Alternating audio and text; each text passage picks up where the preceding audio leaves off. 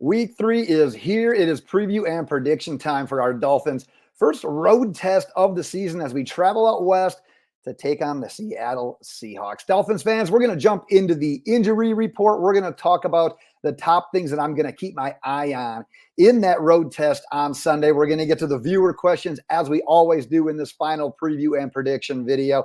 Before we jump into anything, though, and then obviously we'll end with our final score prediction.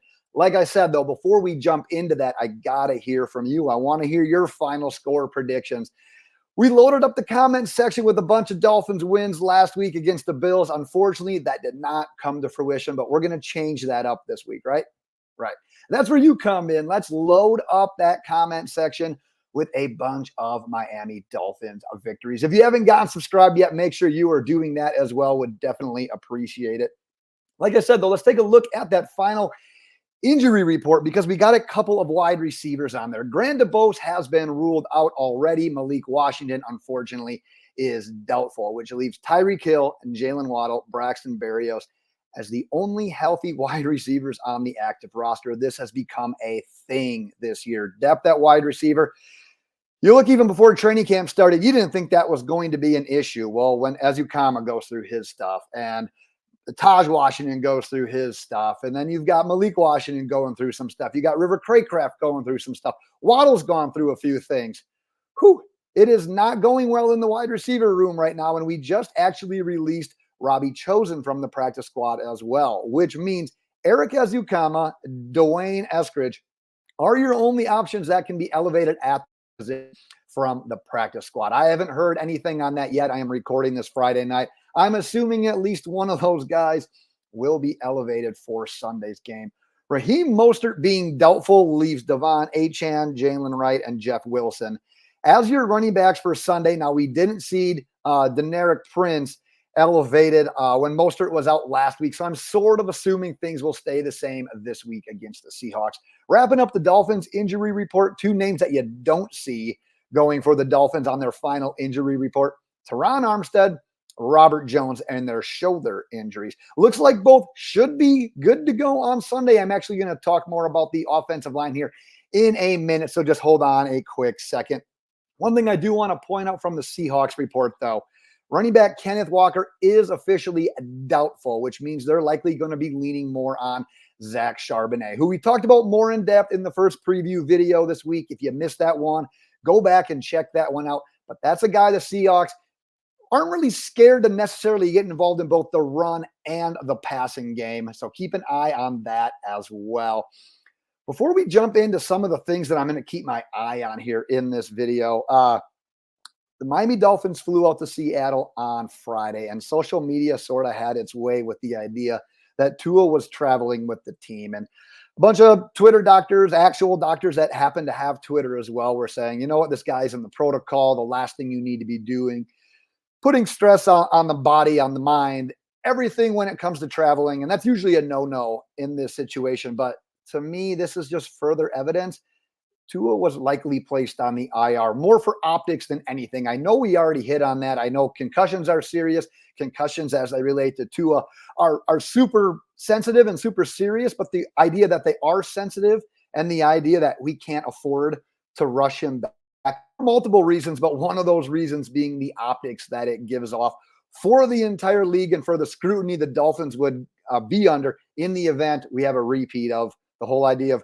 getting an undiagnosed concussion against the Bills, turning around on a short week and getting the terrible one against the Bengals. So this kind of just tells me right here that he's probably placed on IR for optics more than anything. I know Raheem Mostert even said a day after that game, I think they all went to Disney. It was like Mostert and Tua and a couple other guys. And Tua was acting just fine. Maybe some of that stuff probably should have stayed in-house. Regardless, Tua's there. I think it was an optics moves, guys.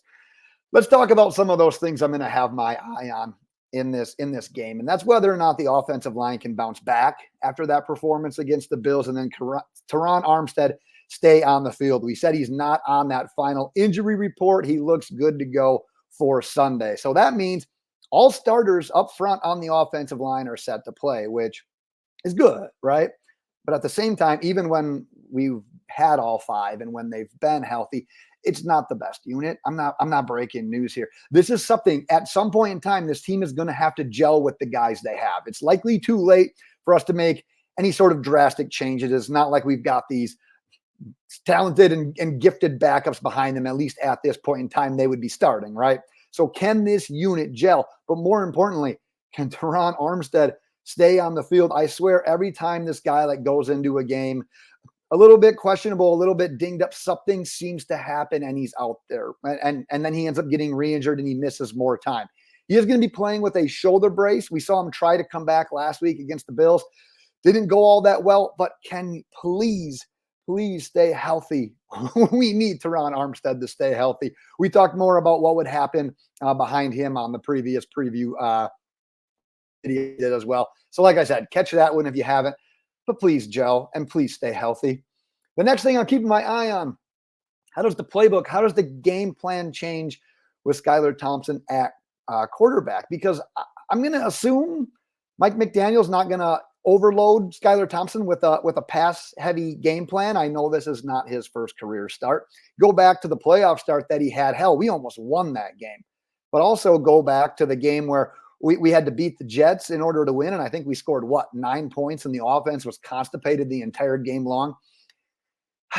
Now go to preseason, where it was neck and neck between Mike White and Skylar Thompson, and it wasn't neck and neck because both of them were exceeding expectations. Both of them were actually falling below expectations. So how does this game plan change? Because you also got to know that the Seahawks are plenty aware that the Miami Dolphins are going to try to run the ball. They're going to try to get a guy like De'Von Achane going early and often. They're going to be stacking that box. They're going to be trying to take away that short stuff, that run game. How does the game plan change? How does it look? We were going to be favored in all of these guaranteed 4 games that Tua is scheduled to miss here. That's probably going to change. Obviously, I haven't looked at the point spread since the Tua IR news. These games still remain winnable with this roster, but this is going to be one of those stretches of the season where, all right, Mike McDaniel, what do you got in your bag? Can you game plan? Can you scheme when your top quarterback isn't out there? Because we've seen backup quarterbacks come into other systems and win some games when they need to. Look at Malik Willis. Who had the Packers win in that game? Who had the Packers running that much, that successful when the Colts knew they were going to do it? We got to see if we can do that now against the Seattle Seahawks. All right. One other thing I want to hit on before we get into our viewer questions. Seattle is a tough place to play. Can Skylar Thompson, can this Dolphins offense handle that much crowd noise? Dolphins fans, 10 of our last 14 road games. We're already not a team that travels very well. Now, the other thing we got to look at here, our offense has struggled early on the season with some pre-snap penalties, with some motion issues as well. And we are talking about an offense that, it may change while Tua's not in there, but we are largely predicated on motion and timing. And you know what ruins stuff like that? Road games, crowd noise. How are we going to handle it? How is Skylar going to handle it? Dolphins fans, that is something you must keep an eye on here on Sunday. Let's jump into the viewer questions. Let's take a quick water break. As always, got to stay hydrated heading into the weekend, right? Chad came in with 2 questions. We'll get them both taken care of here. Do you think Tua plays again this year? If so, what week do you think he comes back? Also, if you were the GM, what positions would you target in the 2025 NFL draft, and anyone in particular?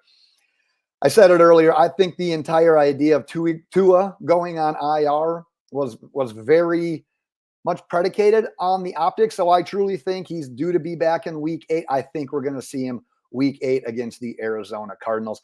In regards to the draft, it's probably too early for me to talk too much particulars into exact players. Love the NFL draft junkie, but week 3 of the NFL season, I'm not quite into prospect by prospect, just doing a lot of overall team watching right now. But in regards to what position, I'm all about that offensive line. We've got Patrick Paul figuring to be the team's future at left tackle. You got Austin Jackson, who we just signed to a contract extension at right tackle. It's all about that interior for me. Is Aaron Brewer going to be the team's answer at center? I know we like his athletic ability, but we got a lot more time left to kind of grade him. But left guard, right guard, it might as well be a question mark and a question mark.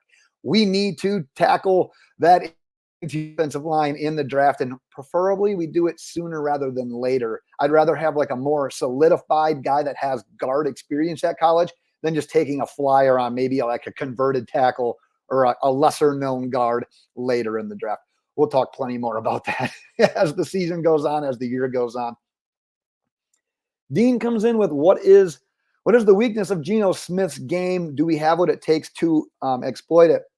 Looking into Geno Smith, obviously being drafted by the Jets however many years ago, it's been a while ago now.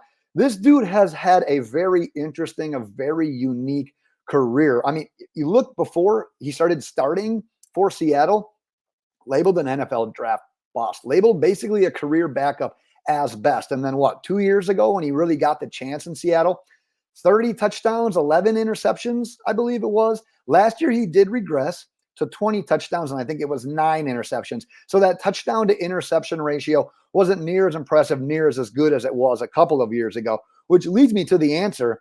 I think it's the decision making. And then in order to take advantage of that, to exploit that, well, it's an array of things. It's Anthony Weaver being on his game with the schemes and the pressures that he dials up. It's our secondary and the coverage. It's Jalen Ramsey going to live up to that contract extension that we just gave him right before the season was going to start. Is Kendall Fuller going to be that guy? Is Holland going to continue to make plays? And most importantly, as we saw some in week 1, and it really helped against the Jaguars, the pass rush. We didn't have to rush the passer against the Bills. They did whatever they wanted. That was almost a moot point of that game. That's got to come back with a vengeance here. Chop Robinson had a nice showing in that game. See more consistency with him. Get Ogba back on track. Get Phillips. He's had a little bit more rest here in between games. I want to see that guy play with his hair on fire once again. So I have an answer, but that's where I'm going with on that one. Let's do one more.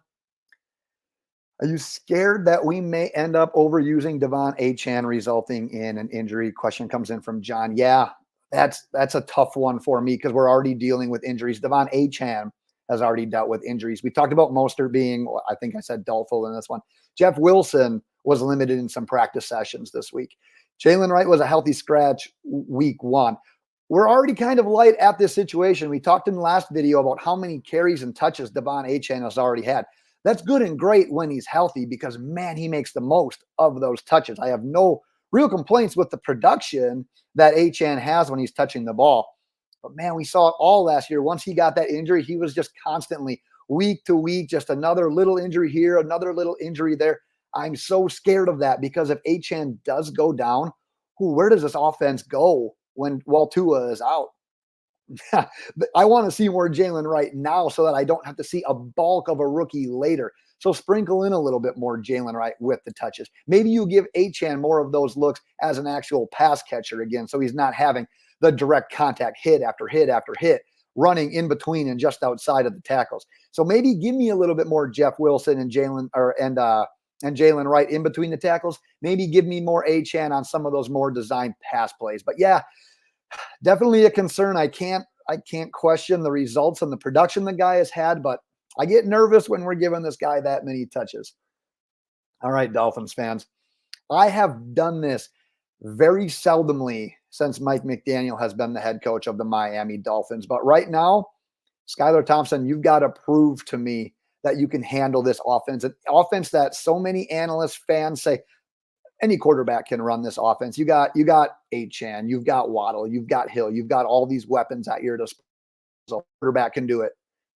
That's not the case, in my opinion. I think Tua possesses such a unique and perfect skill set for this system that not just anyone can go in there and do this. And I'm not saying Skylar can't win. By all means, prove me wrong. I'd love nothing more to be wrong in this one. I said a couple of videos back, we can go 2-2 during the stretch. 3-1 would be great, but man, you got to go 2-2 in this stretch while Tua is out.